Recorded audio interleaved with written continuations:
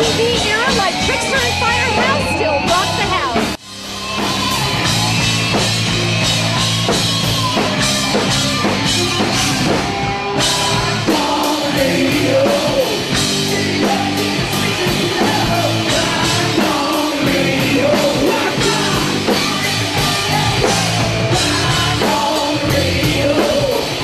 Hi, my name is C.J. Snare.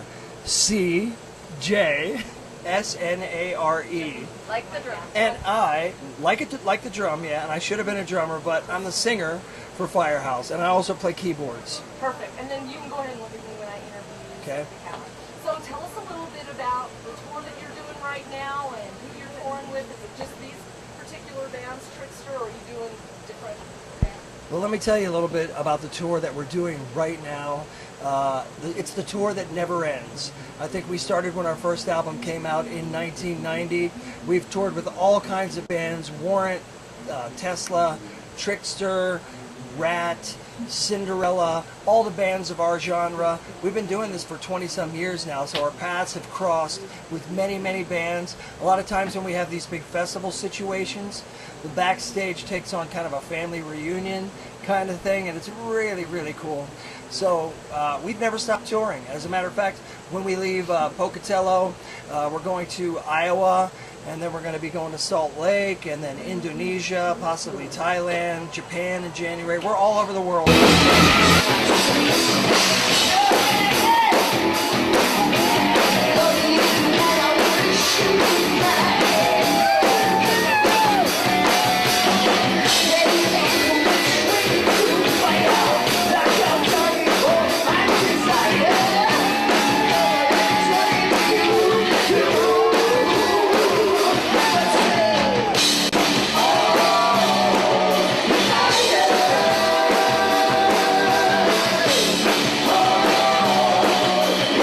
American Hitman. You guys, was it Rafters in Salt Lake City? Do you remember Rafters? Oh my gosh, I do. That's like, wasn't that a 3-level place? It was. KBER, sorry. KBER? Cory, Wow. yeah, Cory Cory Draper. Draper Yeah. broke us. Yeah, he was a big instrumental guy in helping actually break Firehouse as a band across the nation. Really? Yes, very much. KBER was one of the early stations to lead with our music. So do a little shout out for Cory Draper. Cory Draper, and I'll make sure. Yo, CJ Draper! It's CJ Snare. Good to see you, man.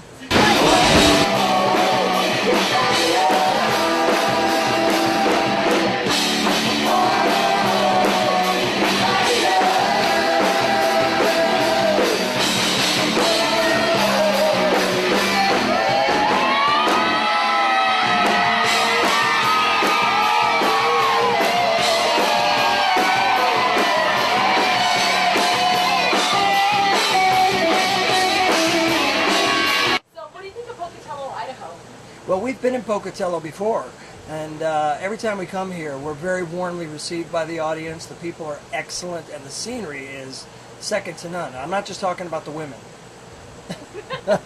It's the mountains and everything. It's wonderful here. It really is. Idaho is a great state.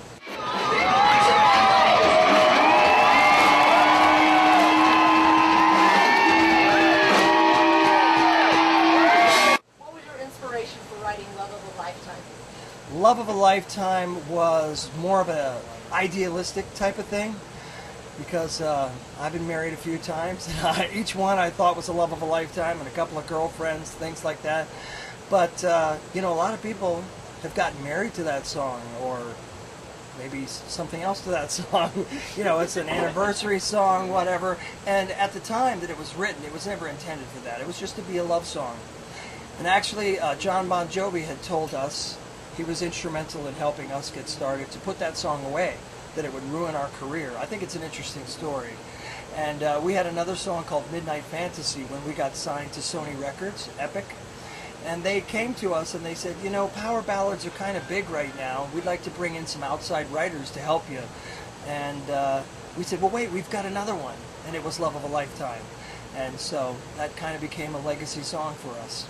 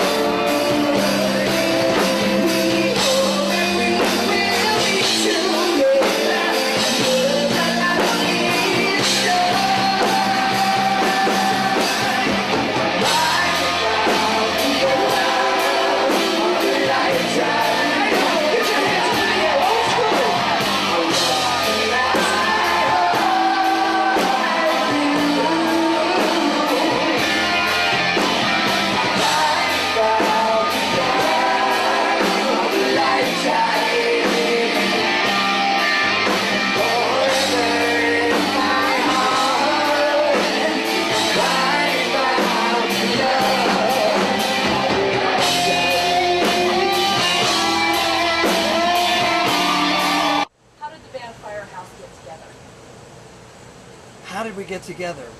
Well, for this particular show, we all met at a certain airport, flew in together, and that's about how we get together. But actually, Bill and Michael are from Richmond, Virginia. I was living in Charlotte, North Carolina at the time, and we all kind of converged upon the same city in the Carolinas. Our original bass player, Perry Richardson, was from South Carolina, and we got signed out of there, and that's how we came together. And we were called White Heat at the time. After we got signed, our record company executive, Michael Kaplan, said, you know, there's a lot of white bands out there. There's Great White, White Snake. Tony, TV interview. Great White, White Snake, White Lion, got to change your name. So our drummer, Michael, actually came up with Firehouse after about 3,000 choices. We just couldn't decide, you know, and he came up with the best one. We thought it was in keeping with, you know, the White Heat theme, which we were originally called.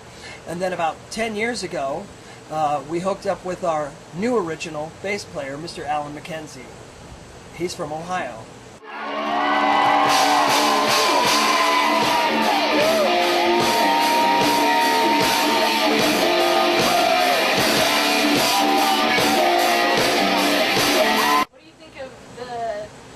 How MTV has changed so much now. It's not really MTV, and how the genres and music and bands have changed now. Well, I remember in 1981 when the MTV first came out, and I was like, wow, this is really cool. I didn't think how much it was going to change the music industry. But the music industry continues to evolve constantly and change, you know, with MP3s, and everybody has like a whole CD collection on their telephone now, you know. So MTV has morphed into something different. I think music has morphed into something different. Technology is really pressing onward, and we as artists, it's our responsibility, and you as the audience and listeners, it's your responsibility to support us, and it's ours to keep up with the technology that is evolving at a very rapid pace. Which leads to my next question. How do you feel like the technology and how everybody can have access to music now on the internet has an effect you as an artist and your group and yourselves and things like that? Oh, absolutely. Not only musicians, but also people that have anything that's digitized. It could be print, it can be movies, anything like that. It could be pirated. And it has been rampantly. We're originally catalog artists. You know, people would have said, hey, Love of a Lifetime, I want to get that again. They would have gone back and gotten it. A lot of times now they'll go to some LimeWire or something like that, peer-to-peer sharing, and they'll pick it up. They say, hey, I bought it once, you know, so it's rightfully mine. But, you know, I think they're starting to get a handle on those kind of things. They're starting to encode it. There's always going to be guys that can, you know, hack into the Pentagon system or something like that. So we're trying to regulate it. We're trying to monetize and not devalue the music, you know, and I think one of the ways that we're having to evolve is to go back to the beginning. It's become more of a singles-oriented type of driven industry, and also touring.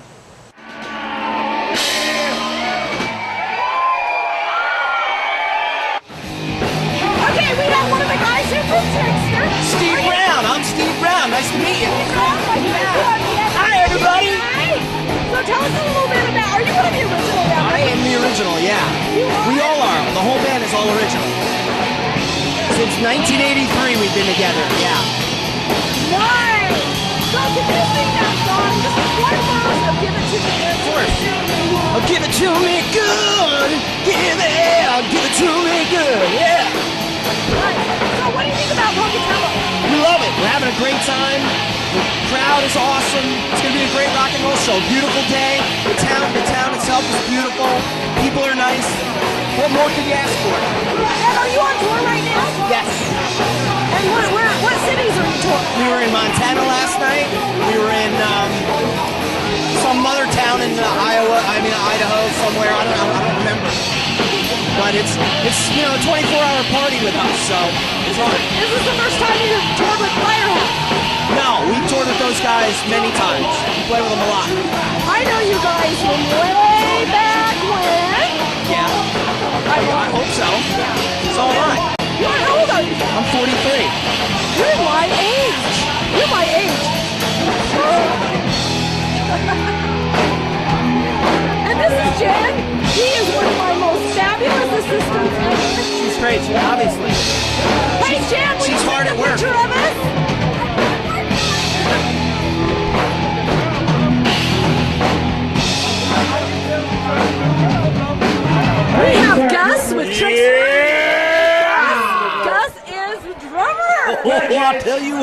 It's the best part of the band. There'd be no band without a drummer. I mean, come on, let's get real. You gotta move them hips, honey. Gotta have some beat. Are you gonna let us come out and dance on stage with the camera with you? I gotta say, we won't play without you being on stage with us. How's Let that? us on stage. Come on, it'd be great. We get to get on Come on, stage we're with in our Pocatello. We're gonna have a great old time. Coming on down tonight. That's right. You get on that stage, and which article of clothing will be coming off first? The shoes. The women always say the shoes. And the guys actually like it when you keep on the shoes.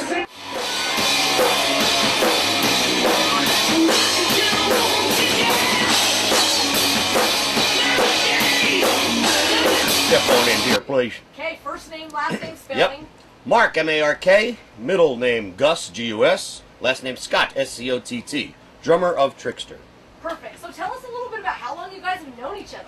I'll tell you what's really weird, and this, I think Trickster partially is the classic American story, and this is no baloney. We don't give you effect for video or anything like that. We literally grew up together. I think I met Steve when he was 9, and I was 2 years old, so I was 11. We all started riding dirt bikes, and the first thing, well, even before that, I remember being in Little League and seeing Steve on an opposing team. He was always a little wise-ass. He'd go, "Hey, you struck out, man." I'm like, "That son of a gun," you know, it was really funny. And sorry like that, and then one day, he came around these bike trails we used to ride. He had a brand new Diamondback. It was chromed out. I'm like, "Whoa, dude, you got a Diamondback?" It was cool. I go, "Yeah, man, we used to ride together." He'd say, "You got to see me play electric guitar." I go, "Whoa, whoa, whoa. This little kid plays electric guitar. He's gonna play Mary Had a Little Lamb for me or something like that." So I'm like, "Oh boy, I'll go to his house. Let's see you play guitar." Okay. I never really, honestly, one time I saw a guy play electric guitar and he was okay. But I went to Steve's house. I'm like, "Oh boy, here we go." He whips it. The guitar's bigger than him right off the bat. I go, "Oh Jesus Christ, this is gonna be a mess." He whips it out. He starts ripping my head off. I go, I couldn't believe he's playing riffs from AC/DC, riffs from Kiss, and I'm like, "Holy cow!" I just couldn't believe this little 11-year-old kid is destroying me, and showed me something I never saw some kid do, and I couldn't believe it.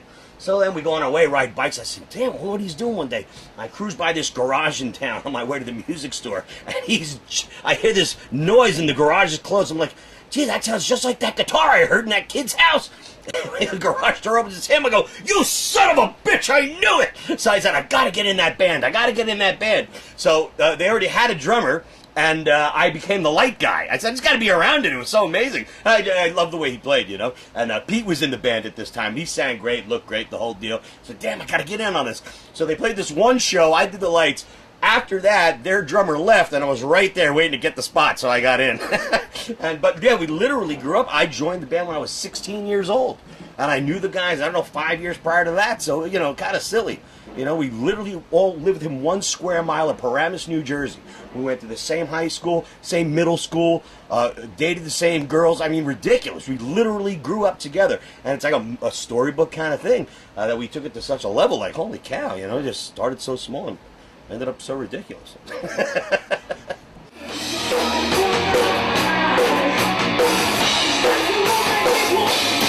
In little small town Pocatello, Idaho. Let me tell you, you know what's weird, strange, and a lot of people don't seem to realize this, and maybe just, I don't know, maybe we didn't realize it at first either, but we come from the tri-state area, arguably one of the most populated areas of the country. New York, New Jersey, and Connecticut.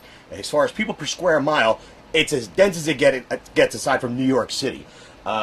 Which, by the way, we grew up 8 miles outside of New York City. So, you know, we were pretty darn close and very thick. People in Idaho, let's say, can't necessarily grasp what that's like. I mean, people are crazy over where we live. So when they say, "What's it like to come to a little town like this?" This is rock and roll. See, we may come from that area, but that area was never our primary market. Our primary markets were the Midwest and the South, and those are where these small towns are, where people hunger for rock and roll. So when you come to a town like this, they're ready to kick some butt. I mean, you saw the crowd out there tonight. They're like having a great time partying. This is what life is all about, and they just don't get that where we're at. You know, I don't know. Maybe they're concerned about the 9 to 5 thing or something. I don't know, but it's a different mentality. It's a different thing. So to come out here, we're having a freaking blast. We're at a stage of the game now where we don't do this because we have to.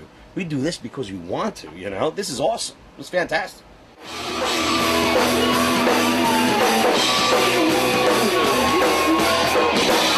And the position that you play in the band. Position. Yeah.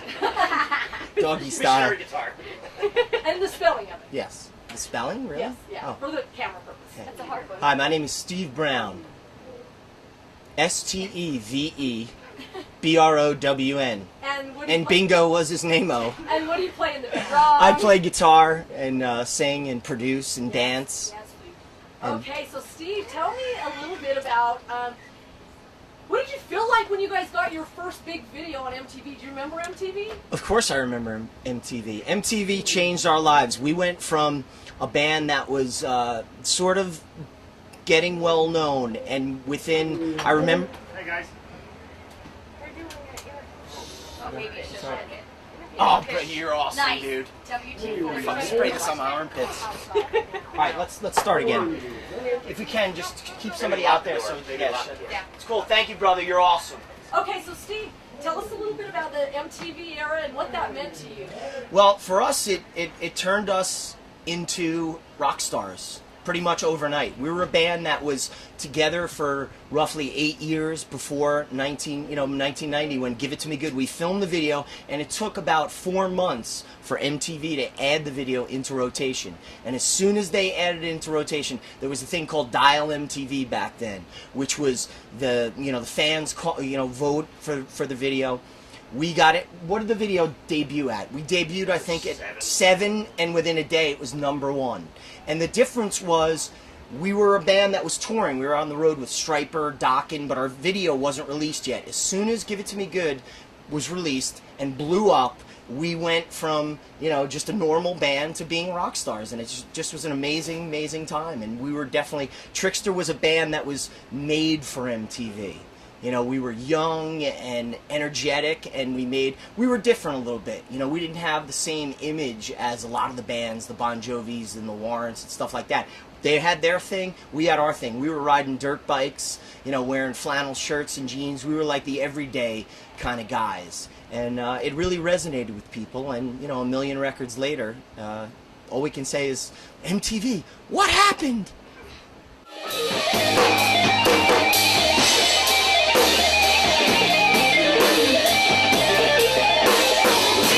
Yeah, unreality TV. Yeah, we need to start another MTV, don't you think?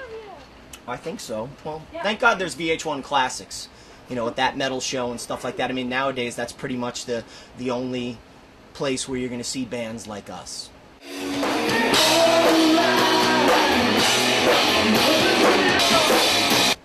What do you think was like the big song that like really made it for you guys? Well, I mean, it was Give It To Me Good. I mean, that was the one. That was the first, #1 video we had. And it was just, what's crazy about it, I wrote the song in 10 minutes. And I always tell this story about how I knew the song was great and I knew it was going to be a hit when I played it for Gus. And I played him the demo, which is on our 20th anniversary reissue. The original demo, 4-track demo that I made of it, me singing it. And within, I think, 30 seconds, he was bouncing around my room at my parents' house. We played this thing, and he heard it before anybody. I was like, dude, you got to hear this song I just wrote. And that was it. And that was the song that changed all of our lives forever.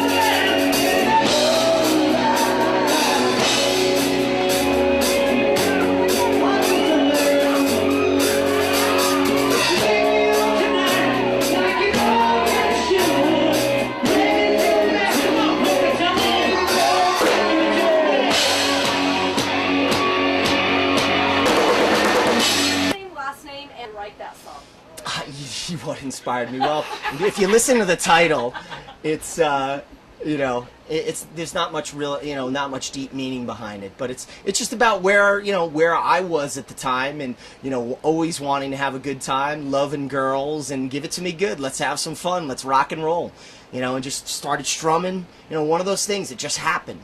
Write a song so quick, and what I like to say is that song wrote itself. But just really incredible. And here we are, 29 years later or whatever, since we started the band, and we're still playing it, and people love it. We played last night up in Montana for 10,000 people, and they sang every word to the song. And for a songwriter, that's what means the most. That's really, really cool.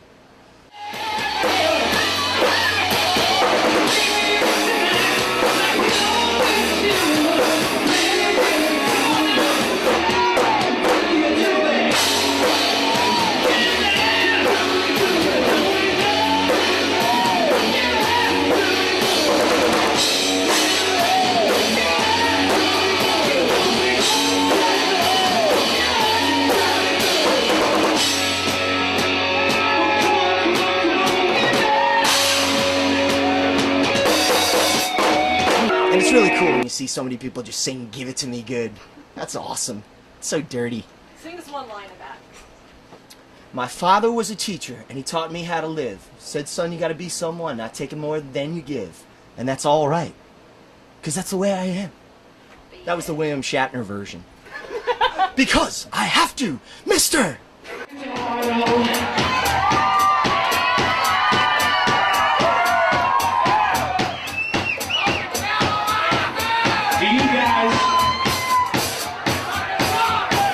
Do you guys feel like doing some singing with us tonight?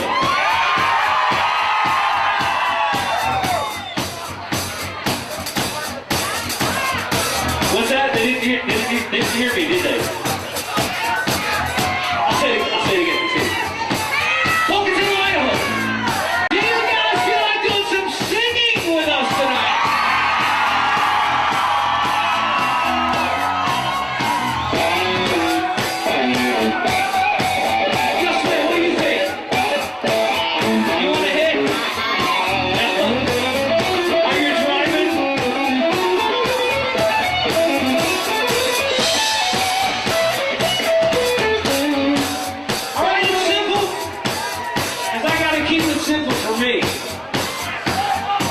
Show you what I want you to do.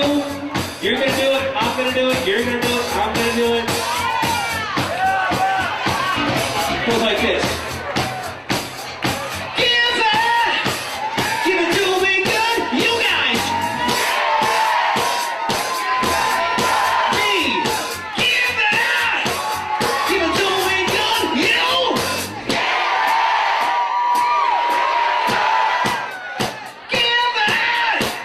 Give it to me good, you guys!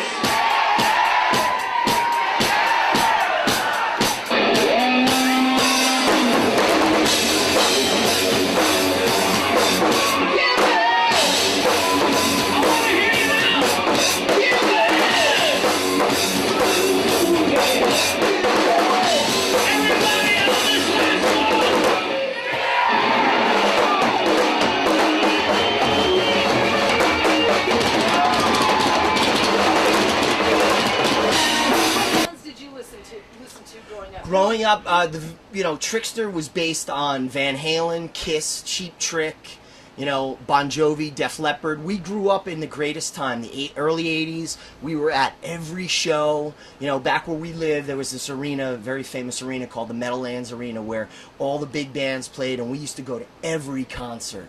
And that's where, what built our vision. And we used to go to every concert, not only to see the show, but for promotional. We would promo for our shows. We'd have flyers and the typical story that most bands do. But really, just an amazing, amazing time. We had some wild times in the parking lot of the Meadowlands Arena. I'll tell you that. What do you think about today's music and the different bands and the different genres that we have now? How do you feel about that as compared to the 80s music? Well, it's a different world out there now. I feel bad that, most bands nowadays are never going to know what it's like to have a gold or platinum album.